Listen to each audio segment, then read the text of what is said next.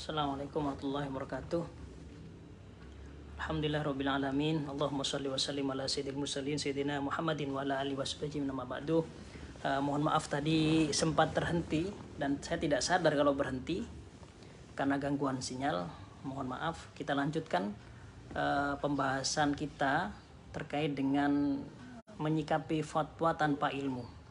Itu pun kalau benar itu dari Oknum MUI, ya, wakil Sekjen MUI, dan semoga salah ya.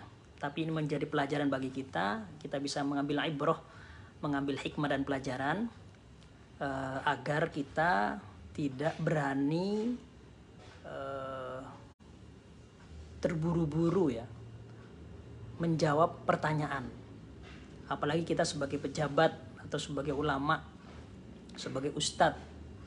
Jika kita ditanyain oleh orang terkait dengan agama, apalagi terkait dengan hal haram, kita harus berpikir dengan tenang, dengan jernih, dan mencari dalil. Ini yang terpenting, mencari dalil. Ada nggak dalilnya? Karena kalau berfatwa tanpa dalil, ini tidak dibenarkan sama sekali dalam Islam. Namanya berfatwa harus punya dalil. Minimal dalilnya adalah Al-Quran, Al-Hadis, ijma dan qiyas. Mengapa saya katakan minimal? Karena masih banyak dalil yang lain yang al-mukhtalaf fiha, yang diperselisihkan di antara para mujtahid. Kalau kita bukan ahlinya, bukan seorang mujtahid, lebih baik kita mengatakan la adri, saya tidak tahu. Dan ini adalah warisan para ulama. Para ulama seperti Imam Malik, Imam Syafi'i, itu ketika ditanyain tentang suatu permasalahan dan mereka tidak tahu, mereka akan mengatakan tidak tahu. Bahkan sahabat seperti itu juga. Ibnu Umar juga seperti itu. Ibnu Umar itu dulu pernah didatangin oleh seseorang bertanya, atarisul ammah, apakah bibi itu mendapatkan warisan? Ibnu Umar, putranya Umar bin Al-Khattab, yang begitu alim beliau itu, mengatakan la adri, saya nggak tahu. Fasal al ulama, tanya kepada ulama. Padahal Ibnu Umar itu ya ulama, ulama. Tapi beliau ketika itu tidak tahu, mengatakan saya tidak tahu. Kemudian orang tadi yang bertanya kecewa, kemudian bertepuk tangan seperti ini, kecewa, kemudian pergi. Kemudian Ibnu Umar ketika menanggapi itu, ya tidak terprovokasi, santai saja ya. Bahkan Ibnu Umar mencium tangannya, tangannya dicium sendiri, Ibnu Umar. Kemudian mengatakan, wahai Ibnu Umar, katanya, dia monolog, ya, syukur ya, ketika kamu ditanyain kemudian kamu tidak tahu, kamu menjawab la adri, itu syukur. Akhirnya dia mencium tangannya sendiri ya. Kalau kalimat lengkapnya saya carikan di sini, Ibnu Umar ya, di sini. Allah la ilaha illallah. Ini ja'a rajulun, ini ibarahnya, teksnya ini. Ja'a rajulun ila Abdullah bin Umar fasa'alahu wa qala ya Abdullah. Nama lainnya, ya namanya Ibnu Umar, Abdullah. Ataisul ammah, apakah bibi itu mendapat warisan? Qala la adri, saya enggak tahu. Idhab ilal ulama, pergi ke ulama, tanya ke sana. Was'alhum. Fadraba rajulu kaffan ala kaffin. Jadi kemudian orang tersebut yang kecewa memukul telapak tangannya. Dipertemukan, artinya tepuk tangan. Ya, artinya kecewa, nggak bisa jawab gitu. Gimana sih? Bahasanya gitu, tapi nggak mau ngomong. Ya, tapi itu simbol dia kecewa. Wantalaqo, kemudian orang itu pergi, wahwa yakul anta takul idhab ilal ulama fas'alhum. Saya pergi, suruh pergi, kemudian bertanya kepada ulama. Gitu. Falaman sarafa rajulu qabila. Ketika orang itu sudah pergi, qabila atau qabbala, mohon maaf, qabbala. Qabbala artinya mencium, mengecup. Qabbala Ibnu Umar yada nafsihi, mengecup tangannya sendiri. Kemudian berkata, monolog, na'am. Ya. Jadi ketika orang tadi itu kecewa, ya, ketika Ibnu Umar mengatakan saya tidak tahu, ya, la adri, pergi sana ke ulama, cari ulama, tanya mereka. La adri idhab ilal ulama was'alhum. Ketika tidak bisa jawab, orang itu kecewa, kemudian bertepuk tangannya begini, tanda kecewa. Ya, kalau orang-orang Arab seperti itu kalau kecewa. Ya, nggak bisa jawab gitu. Dia mengatakan seperti itu orang tadi. Anta takul, ngomong ke Ibnu Umar itu, masya Allah, para sahabat. Anta takul idhab ulama fas'alhum. Ibnu Umar tidak menanggapi, diam saja, tidak terprovokasi, diem aja. Lah baru ketika orang itu falam mansorofa, orang itu sudah nggak kelihatan, baru Ibnu Umar ngomong ke dirinya sendiri, ya. Mengecup tangannya, qabbala Ibnu Umar yada nafsihi, dikecup tangannya, kemudian berkata, "Na'am." Ini Ibnu Umar katanya apa? "Na'am. Maqal Abu Abdurrahman." Ya. Su'ila amma la yadri faqala la adri. Ya. Qala Abu Abdurrahman, maksudnya dirinya sendiri. Tidak berkata Abu Abdurrahman, su'ila ketika ditanyain amma la yadri, tentang sesuatu yang dia tidak tahu, kemudian mengatakan la adri. Iya. Abu Abdurrahman itu, Abdullah bin Umar itu, ya, ketika ditanya sesuatu yang dia tidak tahu, menjawab tidak tahu. Ya inilah Ibnu Umar. Dan dia bersyukur. Jadi mengecup tangannya itu mengapresiasi dirinya. Syukur ini Ibnu Umar mengamalkan amalannya, ajarannya Rasul. Kalau nggak tahu, ya bilang nggak tahu, nggak gengsi gitu. Itu Ibnu Umar gitu. Sekelas Ibnu Umar, orang yang paling mencontoh Rasul itu. Tidak ada sunnah Rasulullah yang tidak dilakukan oleh Ibnu Umar. Tapi ketika dia tidak tahu, ya mengatakan la adri. La adri, idhab ilal ulama fas'alhum. Seperti itu. Ya Allah, Masya Allah. Ini ilmunya para ulama, ya, sahabat. Nah, sekarang tabi'in. Seperti Imam Malik bin Anas. Imam Malik itu, ya, seperti diceritakan di sini, ya, yang bercerita itu gurunya Ahmad, namanya Abdurrahman bin Mahdi. Imam bin Hambal yang meninggal 241 Hijriah, dia punya guru namanya Abdurrahman bin Mahdi, ya. Abdurrahman bin Mahdi ini muridnya Imam Malik. Jadi satu semasa dengan Imam Syafi'i. Dia bercerita, ya, berkata kepada Imam Ahmad, kunna data yaumin indal Imam Malik. Kami murid-muridnya Imam Malik ini pernah satu majelis ngaji Imam Malik. Kemudian faja'ahu rajulun, datang seseorang, berdiri di depannya, bertanya, ya, berdosa-dosakan, pingin di depan Imam Malik. Yatazahamuna wa yadarabuna ala majlis Imam Malik. Dia pingin di depan Imam Malik. Faja'a rajulun wa waqafa ala majlis ilmihi wal imam baina mutlabihi au in syi'ta faqul baina syuhi wa asatidatihi yulki wa yurul hadis an Rasulullah sallallahu alaihi wasallam faqala rajul. Imam Malik sedang asik ngajar, ya, orang itu mendesak untuk bisa di depan Imam Malik. Ternyata memang beliau tuh punya hajat dan datang dari jauh. Ya Aba Abdullah, ya Aba Abdillah, mohon maaf. Wahai Aba Abdillah, maksudnya Imam Malik. Qala na'am, ya. Nah, kita dipanggil, ya. Qala laqad ji'tuka min masirati sittati asyhurin. Imam Malik, ya, kalau istilah saya, Imam Malik, kalau orang kita mengatakan ya Aba Abdurrahman. Dalam riwayat yang lain dikatakan orang ini adalah orang dari Baghdad, dari Irak datang ke Madinah. Dia mengatakan, laqad ji'tuka, saya telah datang menghadapmu, saya sekarang di depan kamu, saya datang itu min masirati sittati asyhur. Saya datang itu 6 bulan yang lalu. Maksudnya perjalanan saya dari rumah itu, dari negeri saya 6 bulan. Karena waktu itu belum ada pesawat, masih belum ada bis, ya. Mungkin pakai onta atau pakai kuda lah. 6 bulan. Setengah tahun perjalanannya.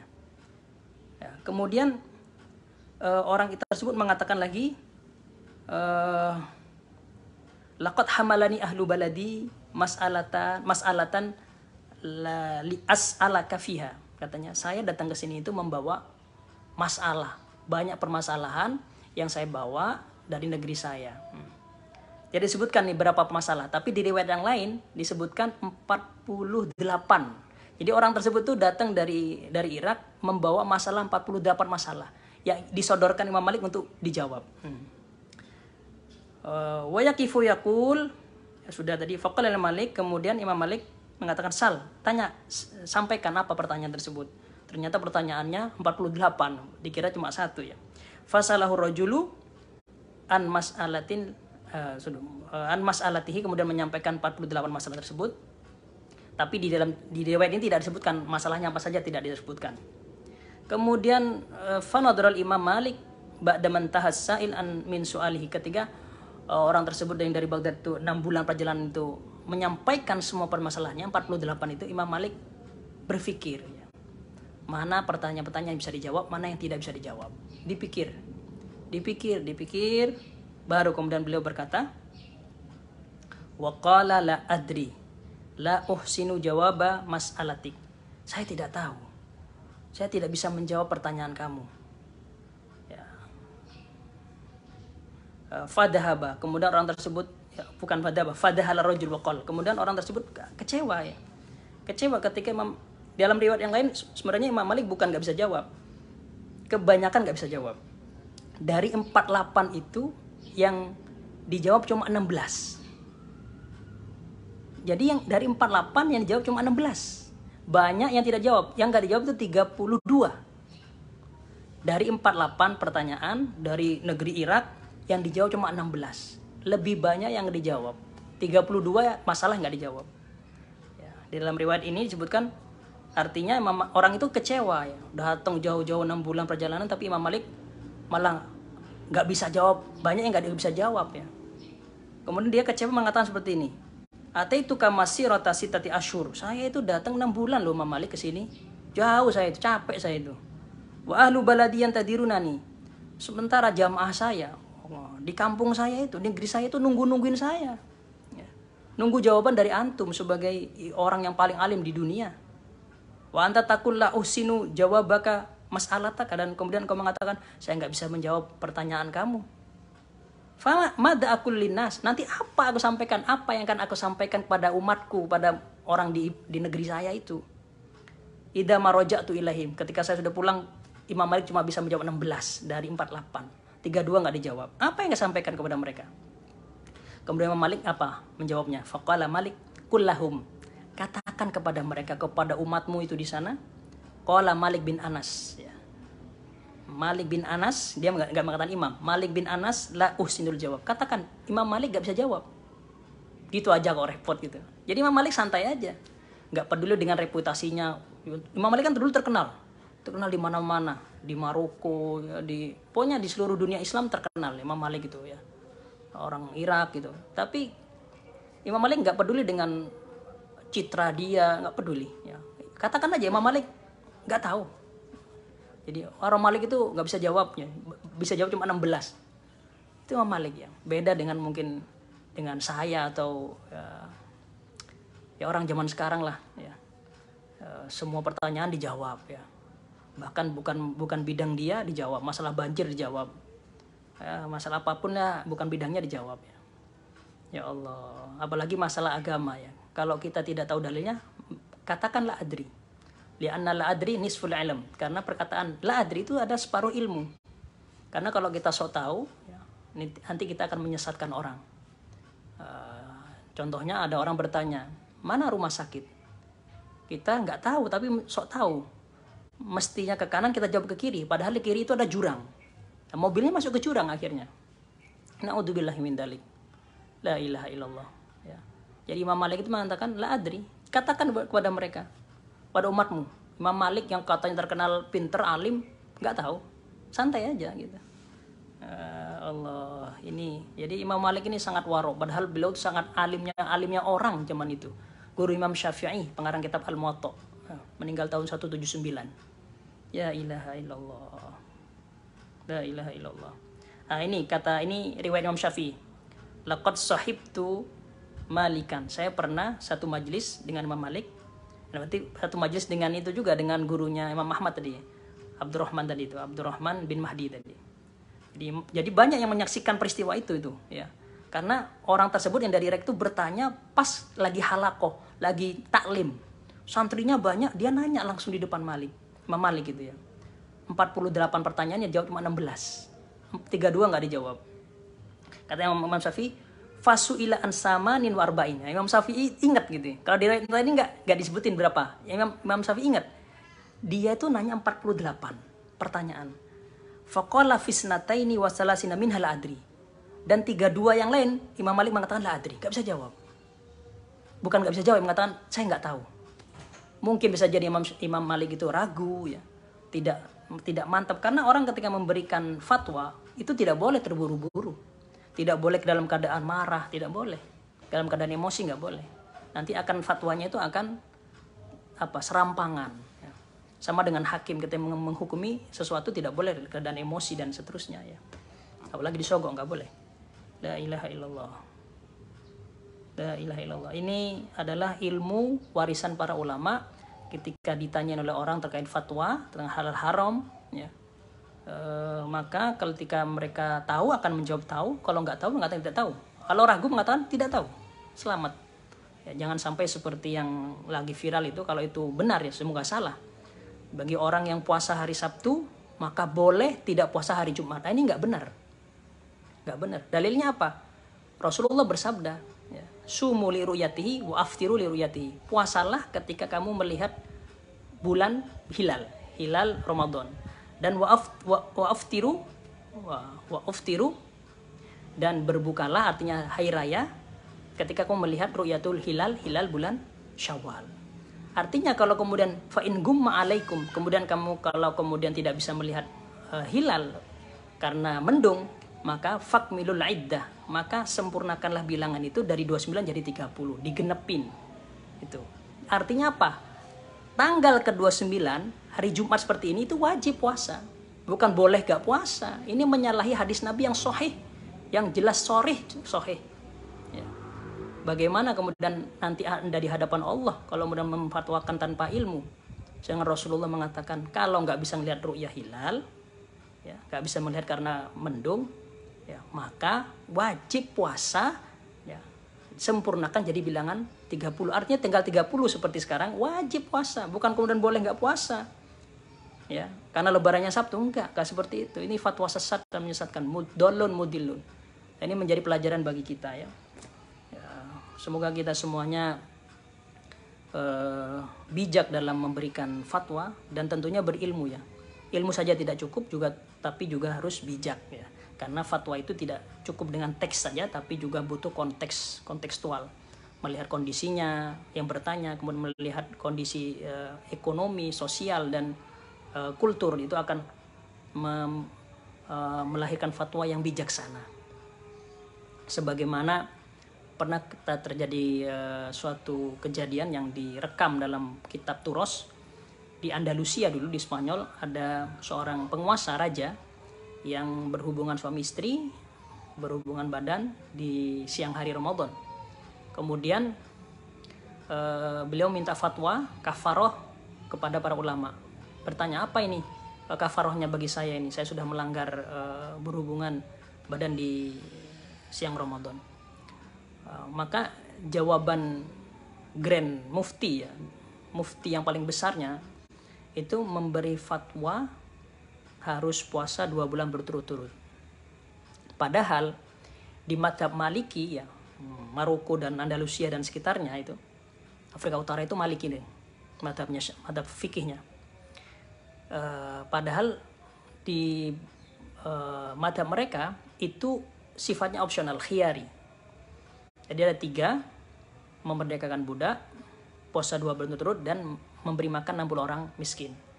Di madhab Malik itu tidak harus tertib, bisa milih salah satunya. Tapi kenapa mufti ini kok memfatwakan si raja harus puasa 2 bulan? Oleh karena itu ketika para ulama ini sudah keluar dari istana, kemudian mereka bertanya kepada Grand Mufti, wahai Grand Mufti, kenapa tadi kok memberikan fatwa cuma 1, kok tidak diberikan opsi 3 tadi biar raja memilih? Kata Grand Muftinya, saya memberikan ini memang penuh dengan pertimbangan, kebijaksanaan. Kenapa?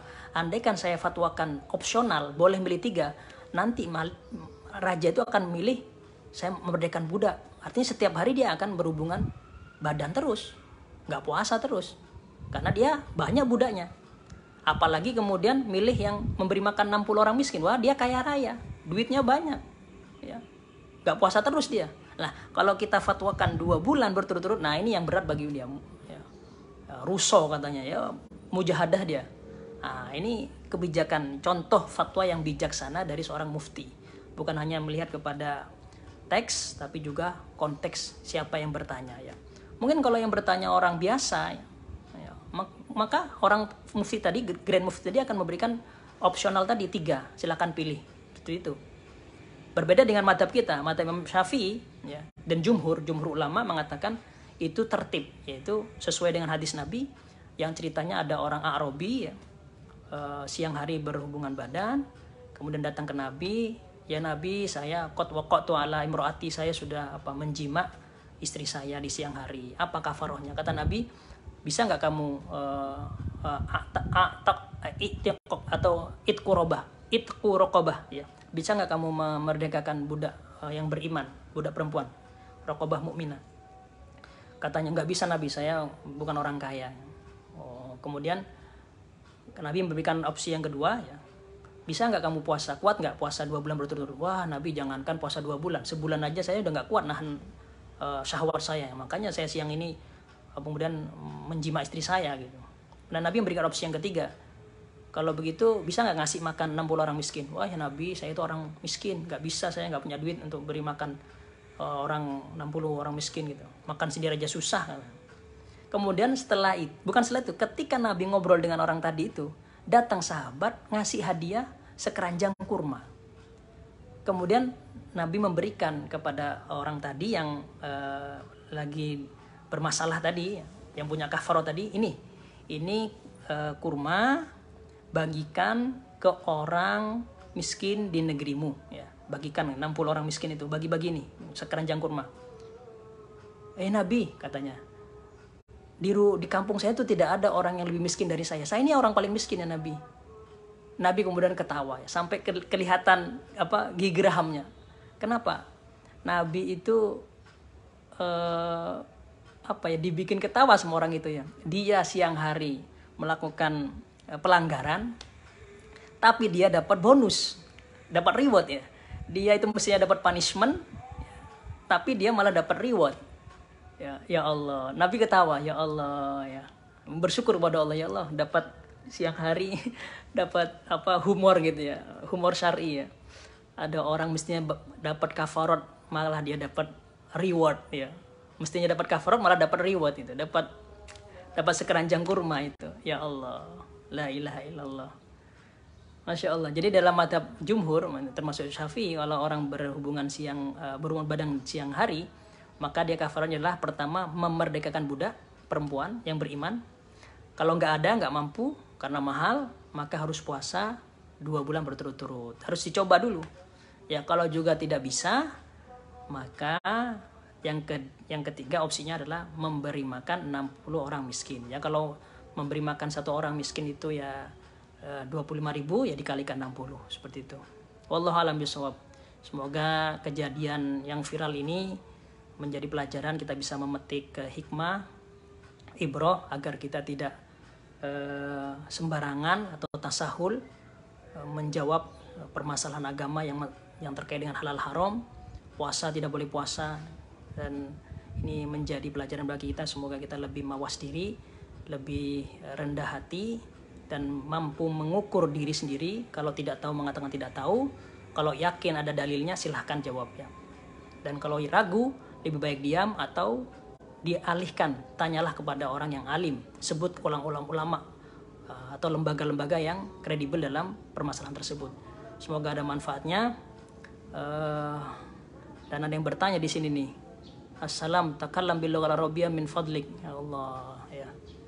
La ilaha illallah. Mungkin marah ukhra insya atakallam bil lughal arabiyyah. Ada ma tahaddastu qabla qalil, yani an mas'alati al-fatwa.